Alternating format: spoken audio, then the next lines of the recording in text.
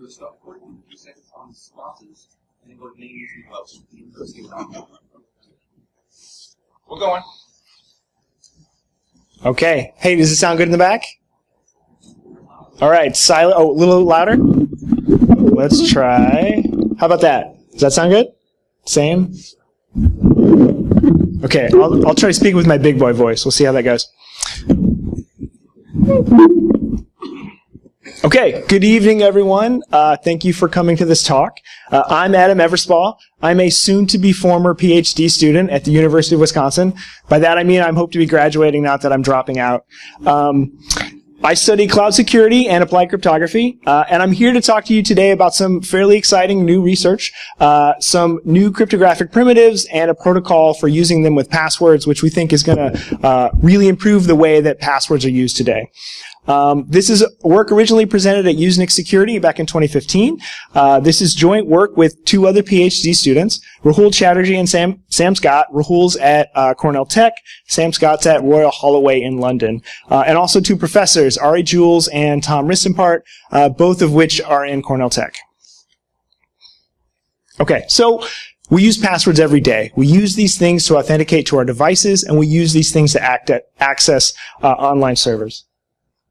Sorry, let me do this one more time.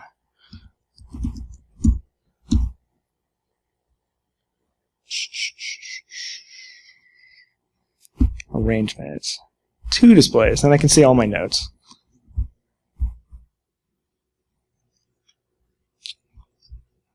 All right, and what about now? Now you guys are seeing the secret side. Let's try this way. That's no fun. Now you guys get to see the good stuff. Is that the trick? We'll see. If not, I'll fly with no notes. We'll see how it goes.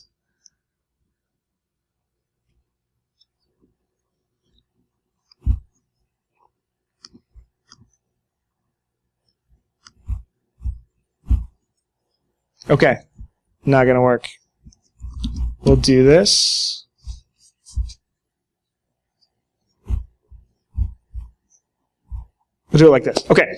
So we use passwords every day. We use these things to log on to our devices and our online services. But the way we're using these passwords, the way we're storing these passwords is fundamentally broken. And the reason for that is password databases get stolen. And when they get stolen, it's too easy to crack these passwords. So what I hope to present to you today is a new direction. So a new architecture for protecting passwords. Something built around a cryptographic pseudorandom function provided as a service. And this is going to not only prevent offline attacks, but this is going to enable people who use passwords to be able to detect online attacks and do something about them. So they can rotate keys and they can cryptographically erase information once it's been stolen.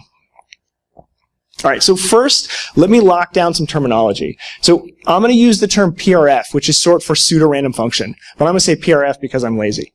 Okay, so PRF is really simple. It's going to take an input, some arbitrary input. Imagine a document, or in our case is a password, and it may or may not take a secret key, right? And it's going to produce some fixed length output, and this output is going to be, for more or less, it's going to look like a random string, right? So think hash functions. In fact, hash functions are pseudorandom functions. So SHA-2, SHA-3, or keyed hash functions like HMAC. And when we're talking about passwords, things like bcrypt and scrypt, these things are all pseudorandom functions. So you take in some input, run them through some algorithm, you get some fixed length output. Okay, so let's talk about a motivating example. If you go to LinkedIn, the only way to access LinkedIn is you provide them an email address and a password. Now, of course, LinkedIn has to store this password in some way, so when you come back, they can check if your password is still the same. All right, so pop quiz. How was LinkedIn storing passwords in 2012? This is a multiple choice question. Someone in this room knows this answer. That'd be weird to do all the above. Okay, they weren't storing plain text password, thank goodness. Some people are, though. It turns out in 2012, they were storing unsalted hashes of passwords. Of course, the reason we know this is because in 2012, attackers broke in, they stole a large corpus of passwords, and then they leaked them online. And of course, once they leaked them online, because they were unsalted, security researchers had a field day. In 2 weeks worth of cracking, security researchers recovered most of the passwords. Now, the reason it was so efficient is because they weren't salting passwords. But I'd like to point out that even if LinkedIn was following industry best practices, if they were using salts and these iterated hashes that are harder to compute, this doesn't actually stop these offline dictionary attacks. It only slows them down. All right, it sounds like I'm picking on LinkedIn a little bit, but these password database breaches are common. Surely you guys read the internet, and occasionally on the internet we hear about these kinds of things. And these don't just happen to mom and pop shops. These are sophisticated technology companies. These are news companies. These are all kinds of companies who are experiencing these password database breaches. So our observation is that password database breaches are common. Now, of course, we want to limit these breaches from occurring if possible, but when they do occur, we want the data owners to have some recourse, and we don't want the recourse to be, sorry, your account has been locked. Also, probably your Instagram account has been also broken into because, I'm sorry, you use the same password everywhere, and now you have to log in and change your password. We want something better. All right, so let's look at a slightly better approach. In January 2015, Facebook presented this slide at Real World Crypto in London. So I'll talk you really briefly through it. This is how Facebook processes your password when you actually log in and type your password. So they take your plaintext password, they run it through MD5. They then take a 20-byte they create a 20-byte salt. They run that through an HMAC with SHA-1. They then connect to a remote server, run that with HMAC SHA-2 on a secret held only on that server, send the result back, run that through scrypt, run that through HMAC SHA-2, and then store that in a database. Okay, everyone got that? Okay, so you're probably thinking, why is this so complicated, and why would Facebook do this way? The reason they do this way is actually historical. So let's walk through it one at a time. So once upon a time, Facebook had 800 million passwords that were MD5 hashes stored in a database. And they thought, rightly so, this is probably not a good idea. We should improve our strategy. But we have 800 million passwords in a database. It's unreasonable for us to say, hey, all Facebook users, log in on Tuesday, give us your password. We'd like to update our code and our database all in one day. So what do? So they want to move to a salted SHA-1 hash. So instead, what they decided to do is take the existing MD5 hashes, add a 20-byte salt, wrap them in SHA-1, and write them back to the database. A few years later, SHA-1 is broken, and they think, okay, now what are we going to do? Well, we're going to do the same thing. We're going to switch to SHA-2, in this case on another machine with a secret. A little bit later, they decide this isn't good enough yet, so they're going to add scrypt. Scrypt is kind of like a hard hash function, right? It takes a lot of computation to compute. So they add this to the existing database, but the scrypt output is really long, and they don't want to store that in a database, so then they run it through SHA-2 to make it smaller and put it back in a database. And what we're left with is this code. And this code is now an archaeological record of Facebook struggling with password storage technology. But I want to point out something really interesting. There's something here that most tech companies don't do. And that's this. At some point during processing your password, Facebook connects to a remote server, still owned by Facebook, but another machine, asks that machine to apply an HMAC SHA-2 with a secret that's held only on that machine, and then gets the result back. The reason this is interesting is this leads to a different kind of architecture. So architecture is more like this. So at a very high level, the user provides the password to the web server, which provides some of that pre-processing. At some point, it connects to this crypto server. The crypto server runs this HMAC SHA-2 with a secret and sends the result back. The reason this is nice is because now critical information is not only on one machine, it's now on two different machines. So if an attacker breaks in and he steals either the password database or the secret, but not both, the attacker now has insufficient information to crack those passwords. He needs to attack both machines to do it. Okay, so this is a nice architecture, but there are still some limitations. So people who do cryptography might say, oh, I see a secret. The first question I might ask is, how am I going to rotate that secret? The dirty little secret inside Facebook is they actually cannot change this secret. If they change the secret, they're going to eviscerate their entire database of whatever it is, 1.4 billion passwords at this point, right? So they're sort of stuck with this secret for life. Okay, so that's not so good. The second problem is if an attacker breaks in and steals the password database and has access to the crypto server, he can't run offline attacks. Okay, so that's good. But if the attacker has access to the crypto server, he might be able to run online attacks.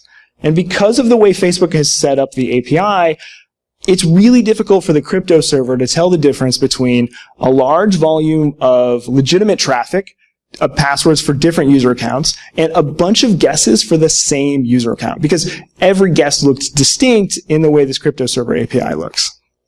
Okay, so we like this architecture, but we want to fix these problems. All right, so for the rest of the talk, I'm going to leave behind the state of the art. I'm going to talk about our contribution to how we protect passwords. And we're going to sort of start with this architecture, and then we're going to fix those problems that we saw. Okay, so the crypto server is now going to be called a Pythia PRF server. And we're going to change the API in such a way that now the crypto server can detect online attacks. And when it detects online attacks, it can do something about it. And we also want to, when we do something about it, what we're talking about is probably rotating the secret. So we can recover from compromises, and even if we don't detect compromises, we can proactively rotate secrets. And when we rotate secrets, that'll give us cryptographic erasure, meaning we're going to invalidate stolen databases through this key rotation. And finally, what we want to build is not something just for big tech companies like Google and Facebook. We want to build as a multi-tenant service. We want to build something that a service provider can build it and allow players of all sizes to use this to protect their passwords and yet not have to outsource all their security. Like, I'll just give you all my passwords and hope that you don't get compromised. We want some better balance than that. Okay, so what I'd like to do for the next few minutes is take you through a high-level view of how Pythia PRF service works, and then I'll dive into some nitty-gritty details. Okay, so we'll start with, we have a web server. It's using Pythia to harden passwords. How does it enroll a new user? So the user logs in the normal way, provides a username and probably a really crappy password that's also used on a bunch of other websites. The web server is going to choose a random value. We'll call that T. This is going to be a user ID. And it's going to run the password through a blinding function. I'll define this later. We'll call that result X. The web server is going to connect to the Pythia server and issue a query. And the query is going to contain the following. It's going to have a value W. This is just a web server ID. It's going to have that user ID that we just established. And it's going to have this blinded password. So the Pythia server is going to look up in a key table, and it's going to fetch a key that's assigned specifically to this web server. It's then going to run the user ID and the blinded password through this function, this f sub k. And this is going to be our key PRF, and I'll define this in a little bit. And the result is y, and it's going to send the result back to the web server. The web server is then going to run an unblinding function, and it produces some value z. We call z a protected password. Think of it as, you know, the output of an iterated hash or bcrypt or scrypt. And it's then going to write this to a database. It's going to write the username, the user ID, and this protected password. And then when the user logs on again later, the web server runs essentially the same protocol. It produces some new value z prime. When z prime equals z, the web server knows, this was the original password. And when it doesn't match, it just knows, no, that's not the right password. Okay, so that's enrolling a user and checking a password. Let's talk about compromise recovery. Okay, so web server has this big database of protected passwords. Bad guy breaks in, maybe he gets a SQL injection, he steals 7 million, or in the case of Yahoo, 2 billion, or not 2 billion, 1.5 billion passwords. So the nice thing is if you're using Pythia, the attacker can't immediately run offline attacks. But technically he's got all the same information, he could probably run online attacks. But here the API is different, right? The attacker has to specify the web server ID and the user ID, which makes it really easy for the Pythia server to see online attacks, right? Maybe you get 10 or 20 guesses on a single user account before the Pythia server realizes, like, oh, this is not right. You can't try 100 different passwords. And the Pythia server can do something about it. It can ban the IP, it can throttle accounts, it can lock accounts. Probably most importantly, it can send an alert to the admin that says, hey, we see suspicious activity using your web server ID. So he sends an alert to the web server, the admin realizes there's a problem, he cleans up the web server, probably patches his SQL injection, and then the web server contacts the Pythia server and says, hey, I need to run key rotation. So he produces a new key K prime. Pythia server then sends a compact update token, we'll call this delta, that's going to enable the admin to update his password database from the old key K to the new key K prime. Okay, and so the admin runs this process. He updates all his ZIs to ZI primes. And I want to note that the admin does all of this offline in the sense that he doesn't require user interaction. He doesn't ask his users to log in and change their password. He doesn't have to lock their accounts. He can do all of this himself. It doesn't need the original password, and the user's password doesn't change, actually. We're just updating the encryption to a new key. When he's done, he contacts the Pythia server and says, hey, the key, I'm done with key K, so I want it deleted. And at this point, when the Pythia server deletes it, we're now invalidating an old password database. Okay, so if there's any cryptographers in the audience, you may already be thinking about, like, what kind of primitives do we have? What kind of properties do we need to implement this? Okay, so let's go quickly through the list of requirements. So we need a scheme that's deterministic. Given the same user ID, key, and a password, of course we need to produce the same output. We need the output to be pseudorandom. And we need this weird property, this partial message privacy. We want to require users to specify the user ID in the clear to the Pythia server, but we want to hide the password, so if you break into a Pythia server, you don't actually see passwords. This is kind of a weird property. And now, of course, we need key rotation. This enables us to recover from compromises. Okay, so a bunch of schemes exist, at least in 2015 when we did this work. Pseudorandom functions, oblivious pseudorandom functions, things called partially blind signatures. There's a couple other schemes that give us updatable encryption. But in 2015 when we did this work, if you looked at the intersection of all of these, it turns out there were no existing schemes. So we had to create a new scheme, something we call a partially oblivious pseudorandom function. Okay, so I'm tempted to go into serious details. There's only 2 slides of math, so for those of you who don't care about the details, it's only 2 slides. Hang with me for a little bit. Okay, so I'll tell you how we build our partially oblivious PRF. We build ours using something called a bilinear pairing, and that's a function E, which maps inputs from 2 groups onto a target group, and it has to satisfy this function. Maybe more importantly, each of these groups, we have something called the computational Diffie-Hellman assumption, meaning given A and X, it's easy to compute A and X, but if I give you the value A to the X, it's hard to get back either A or X. This is called discrete log hardness. Okay, so given such a bilinear pairing, this is how we build our scheme. This is the blinding function. We take the password, we hash it onto a group, and we raise it to the power of R, where R is just some random blinding factor. It's going to be selected uniquely for each query. This is going to perfectly hide the password so the Pythia server doesn't learn any information about passwords. Send this to the Pythia server, and then the Pythia server applies this keyed PRF. So we take the value X, we hash the value T, and we run it through the bilinear function, we raise the whole thing to the power K. And then the unblinding function is really simple. We take the inverse of R and we raise the result to that. And if you write out what this looks like, you'll see that the blinding factor and the unblinding factor cancel out naturally. And what we're left with is a deterministic computation using the inputs we wanted precisely, so the password and the user ID, all raised to the power of some secret key K, and that secret key K is known only to the Pythia server. Okay, so that's enrolling a new user and verifying a password. Compromise recovery is really simple. So we send the fraction K prime over K. Doesn't leak any information about either key.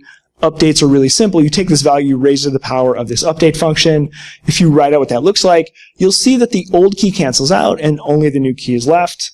And so after an update function, we have the same user ID, same password, but now under a new key and no residue from the old key. Okay, so that was a really deep dive. Let's look at the big picture and let's talk about what all this buys us. So first off, we have a Pythia server that only sees blinded passwords, meaning it never sees the individual passwords.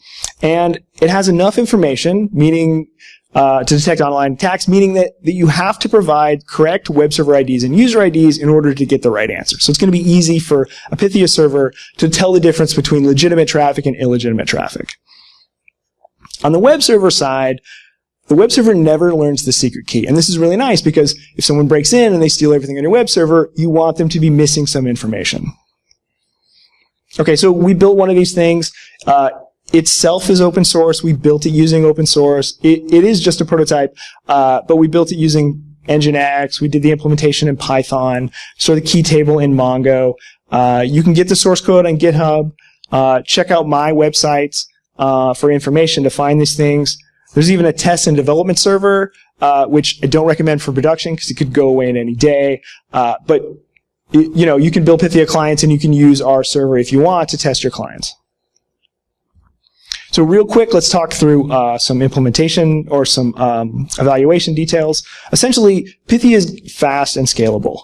So if the Pythia server and the web server are on the same network, so there's essentially no network latency to worry about, we can do Pythia queries in 5.2 milliseconds, right? That might not mean anything without context, but to put this in context, if you do iterated hashing, if you follow NIST current guidelines of 10,000 iterations of SHA-256, that's going to take you, depends on the CPU and the implementation, but that's going to take you about 10 milliseconds, 9 milliseconds, right? So Pythia is going to be competitive with iterated hashing.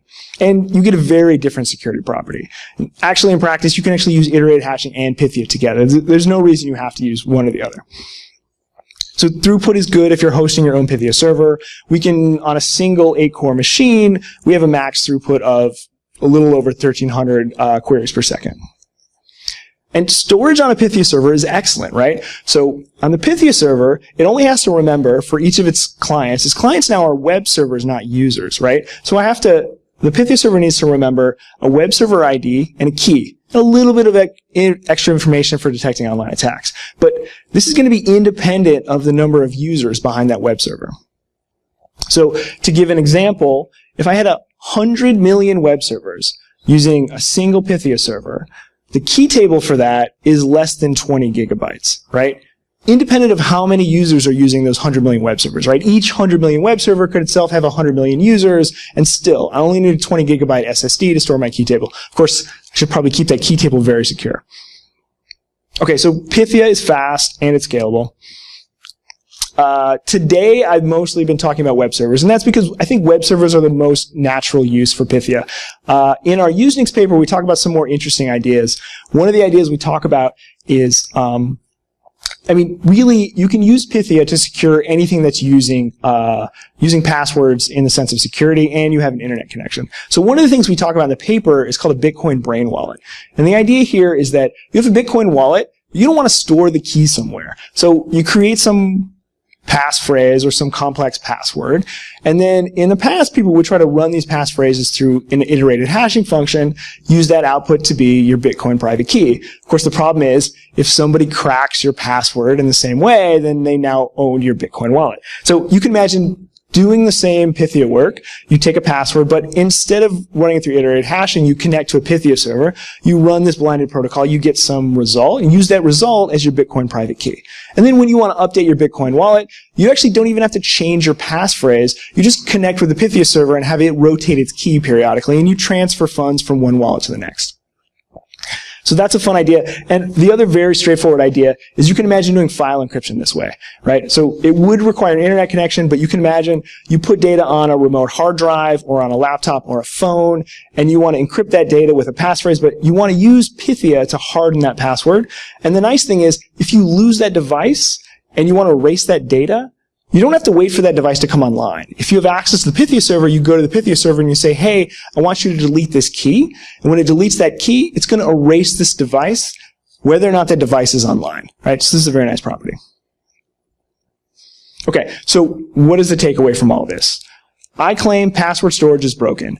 Password databases get breached, and when they do get breached, it's too easy to crack passwords. We can fix this. We fix this using Pythia, which not only prevents offline attacks, but it enables us to detect online attacks. And when we detect online attacks, we can do something about it. We can rotate keys. That allows us to cryptographically erase old information and then continue operating forward. And finally, because we're using a service architecture, the idea is that this should be accessible to more than just people with lots of technical infrastructure. This should be enabling people of if you have some service providers providing Pythia services, you can imagine a whole range of people with different technical sophistication being able to gain the power of this strong cryptography. And with that, thank you for your time, and I would love to hear your questions.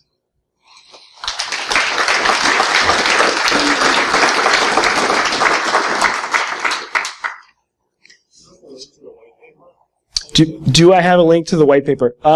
You can find it. Let's see if I can find this slide. You can find it on my webpage. If you search Google for Pythia PRF, there's probably not too many different responses. This is too slow. Let's see.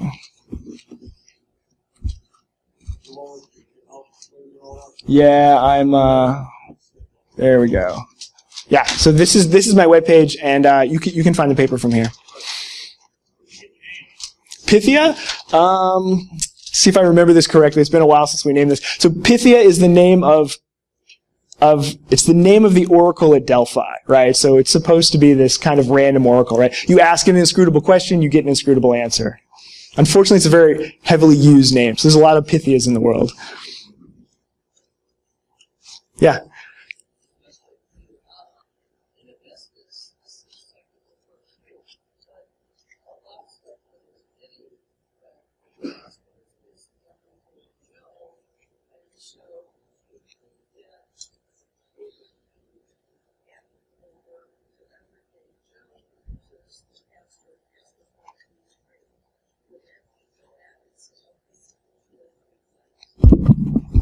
Yeah, so let me repeat the question. So the question was, this seems nice and tailored to a business setting. You know, is this going to work for the everyday person? I hope so. This is our plan. Actually, when we started this, what we wanted to do was protect passwords on the user side, and able to protect particularly like my Safari database of local passwords. Sadly, we got sidetracked and we ran off into this other problem. I think so, but of course somebody has to be supporting this key server. So you can imagine if Google or Amazon or even 1Password were running their own Pythia server, and then individual people had software that used those services, it does seem feasible. Of course, somebody has to stand those things up and operate them. Yeah, question? How is the best attack relative to brute force? So we're using provable security here, and so the strength of security we get here is, you know, sort of no less than you're going to get from the elliptic curves that you're using underneath it, if that makes any sense.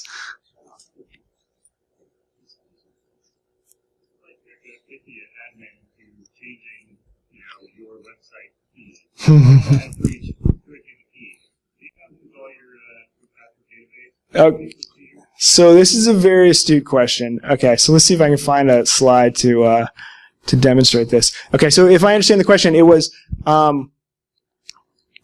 if you trick the server, if you trick the Pythia server into running a key rotation, essentially, is this going to create a denial server on the web server? And the answer is, of course, absolutely, right? Which is a huge problem, right? So the thought here is that, you know, you use one level of authentication to verify queries, and then you need obviously a much stronger level of authentication to be able to do things like fetch keys, destroy old keys, that kind of thing. And the hope is that's a little more laborious to do that work, but you only have to do it periodically.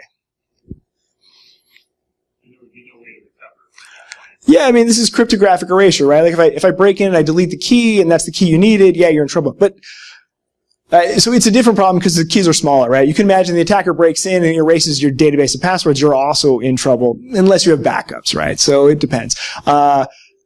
Yes, now the Pythia server is like outside of your data center, and now you have to deal with, you know, is this other person being protected as well? So yeah, there are problems here. Yeah. Any other questions? Oh, yeah. So this sounds like a really great application of the implemented into one of AWS's many services or something like that. Do you have any, and actually personally it sounds like an excellent way to implement more trustless password management attack. Do you have any plans to build any kind of managed hosting? Yeah, so so I can repeat the question. This seems form fit for people like AWS and Google Cloud Platform to be building these service providers. And yes, we think that's absolutely true. Do I have any plans to do so? I do not, unless the right number of investors happen to be in this room, in which case I do. There is a group at Cornell Tech who's working on this thing. It's not clear how successful they'll be. Although I should say that software is not patented. The software is open source. If you guys want to stand up your own services, you're more than welcome to. And actually will be happy to volunteer to help with technical expertise to get these things off the ground. But yeah, this is our dream, is that if you're a AWS provider, you don't have to store passwords yourself, or you don't have to do all the work in passwords yourself. You can just subscribe to AWS's Pythia service, and then you can harden passwords as well.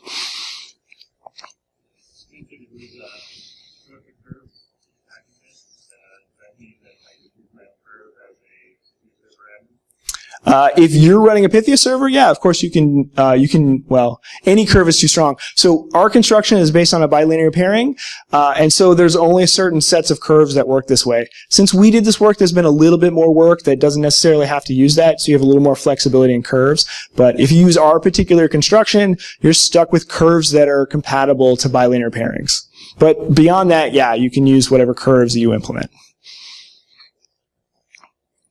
All right, guys. Thanks for your time.